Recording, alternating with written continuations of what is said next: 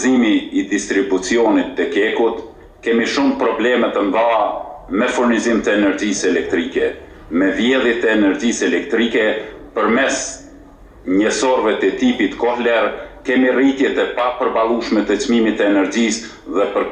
këta njësor kemi edhe zyrtar të arrestuar të Ministrisë Tregtisë dhe Industrisë, konkretisht të Agjencionit të Meteorologjisë, të cilën po akuzohet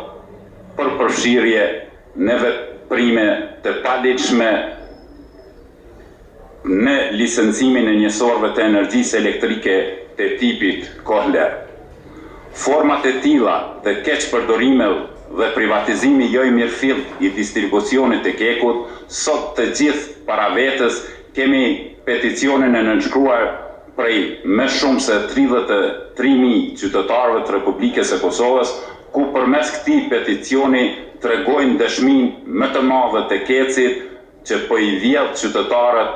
përmes ormacëve dhe rritjes së çmimit të energjisë. Të nderuar qytetarë të vendit, koalicioni qeverisë në qershor të vitit 2014 kishte premtuar një mirëqenie më të mirë, një zhvillim më të hovshëm ekonomik, krijimin e vendeve të reja të punës e shumë premtime të tjera, por të gjithë e kuptuam se ato ishin vetëm premtime, por nuk po e kuptojnë sot I nderuar kryeministër pse po lejoni gjithë këtë zhvatje që po ja bën keci qytetarëve të Republikës së Kosovës. Pse po rrini të heshtur ndaj gjithë këtij mjerimi që e ka kapluar Kosovën, ndaj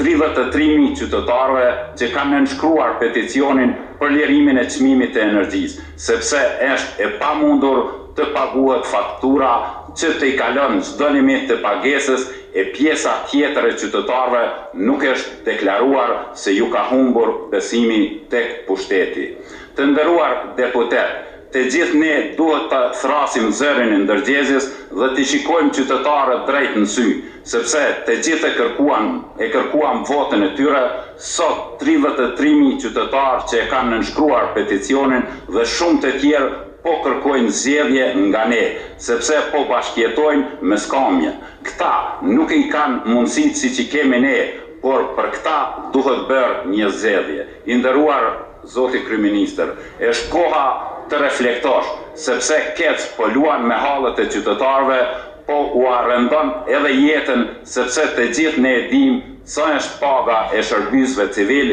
mjekëve, arsimtarëve dhe gjitha kategorive tjera. Prandaj vepro sot se nesër qytetarët nuk presin. Edhe sot u pa në kuvendin nga gjithë deputetët, sepse më së paku u diskutua për kërkesat e qytetarëve dhe me tepër komisioni